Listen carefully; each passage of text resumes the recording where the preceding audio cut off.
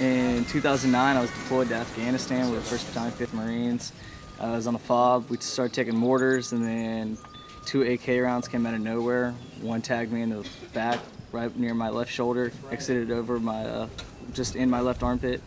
Other one struck me in the left knee, destroying my left knee, needing multiple reconstructive surgeries.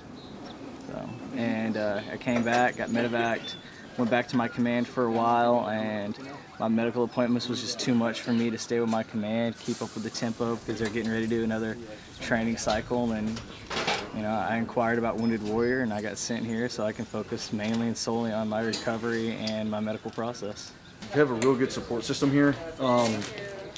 It's like other people said, when you go back to your unit, say if I was to still be in my unit, I'd go to my appointments and just right back to work.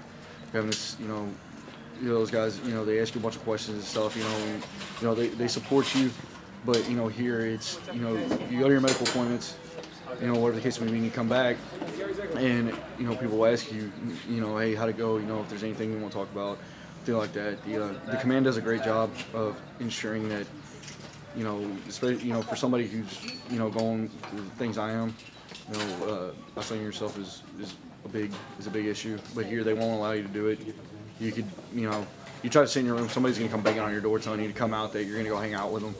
And here they offer, there's so many organizations that help us out, that sponsor us, that the Simplify Fund, they leased 3 horses to us. So anytime we want, we can go to the stables over here on base and go take the horse out for a ride. They offer surfing, things of that nature. They have a hunting club, a fishing club. There's just so many organizations and groups that they have here that just, it's impossible to want to just sit in the barracks. I was serving and staying in Afghanistan with my unit and a squad, the squad that I was in. We were coming back from a patrol, and we got caught in a complex ambush by the enemy. They basically threw whatever they had at us. I don't remember too much of what happened. I was in close proximity to an IED blast. Hey, nice to meet you. So I was brought back for post-traumatic stress disorder, and they brought me to Wounded Warrior because I was going to go through, quite a few, process groups, stuff like that, things to help me, regain my feet, as far as trying to lead a normal life with the conditions I had. Jonah is from an organization called CCI, which stands for Canine Companion for Independence. He came to us back 3 years ago, and I'm one of the handlers of 3, and I'm the last one left. So we did like a 2-week training with them, and he went through a year-long program before he came with us. And now he's a facility dog, so he stays in the building, and the guys, when they're coming through and doing their appointments, they come over and they come visit him, they wander around looking for him, and he's there for, just support and relaxation. Speak. Good boy, good boy. Okay, stop, sit. Having him around when the guys come in and they're stressed, they can just sit there and rub them and cuddle with them. And for a while, he used to get up on the couch and sit with them watching TV. My job is basically to take care of the families so that the Marine can concentrate on his recovery.